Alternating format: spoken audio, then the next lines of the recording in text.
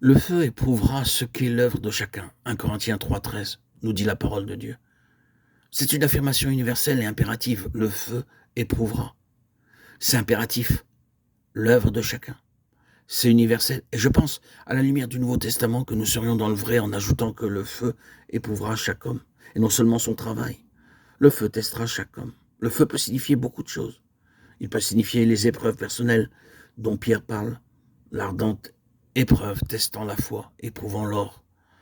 Cela peut être l'épreuve des églises, dans la persécution et la souffrance. Et Dieu sait combien cela peut être vrai dans beaucoup de parties de ce monde. L'épreuve ardente de l'Église. Mais quoi que le feu puisse signifier, dans ses multiples applications, c'est ce qui classe les choses par catégorie d'appartenance. Le feu met le corruptible dans la catégorie de ce qui est corruptible et le fait reconnaître comme corruptible. Il appartient à cette catégorie. Le feu le déclare.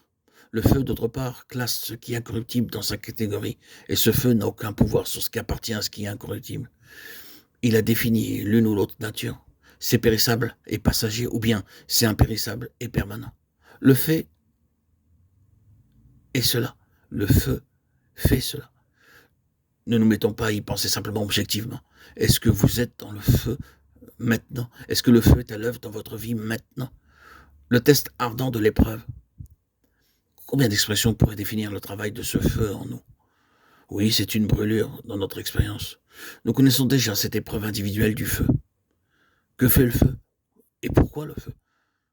Il fait une seule chose, remettre les choses à leur vraie place, pour ne plus nous faire penser légèrement à ce qui est corruptible et à faire de la place pour ce qui est incorruptible, afin que ce qui est incorruptible transcende notre norme des valeurs. Le feu testera chaque homme et le travail de chaque homme. Donc une fois encore, la loi de ce qui est incorruptible doit être appliquée à tous les domaines. Elle doit être appliquée premièrement à nous-mêmes. Quand nous aurons vécu notre vie et nous en serons allés, quelle sera la substance incorruptible résultant de notre existence ici-bas? C'est une question universelle et parfois la réponse est bien difficile, certes. Qu'aura-t-il eu pour vaincre le temps, vaincre la mort, vaincre tout ce royaume de corruption et paraître encore dans la gloire pour toujours, comme l'aboutissement de notre existence, de ce bref voyage sur cette terre? Nous devons appliquer la question de ce qui est incorruptible à nous-mêmes. Qu'en est-il de toute notre connaissance chrétienne, de tout l'enseignement que nous avons eu, de toute la vérité que nous possédons? Nous devons aussi appliquer cette question à ce domaine. Combien de toute cette accumulation d'enseignements et de vérité, de doctrines et de connaissances pourra produire en nous ce qui est incorruptible et paraîtra encore dans l'éternité? Nous devons tester nos conférences bibliques sur cette base. Nous avons assisté peut-être à beaucoup de congrès bibliques, nous avons été placés au bénéfice d'un don d'enseignement par un moyen ou par un autre. Bien quel sera alors l'impact de tout cela pour l'éternité? Quand le feu éprouvera notre enseignement, quand le feu testera toute notre connaissance, peut-être au cours de cette vie. C'est ce qui est arrivé récemment dans certains pays de l'Est. L'enseignement a été apporté et le feu a testé la valeur incorruptible de cet enseignement.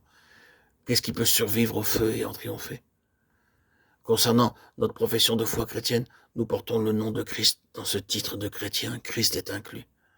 De toute cette profession de foi, qu'est-ce qui va au-delà d'une simple déclaration? Est-ce que nous possédons cette valeur intrinsèque, cette réalité incorruptible? Toutes nos traditions chrétiennes procèdent de nos pères. Tout cela, nous l'héritons depuis des siècles de christianisme. Combien de tout cela maintenant a cette qualité particulière, cette valeur essentielle de l'essence de Christ? Et combien de tout cela n'est que tradition établie, une chose reconnue, acceptée? Combien de tout cela, dans notre cas, est incorruptible?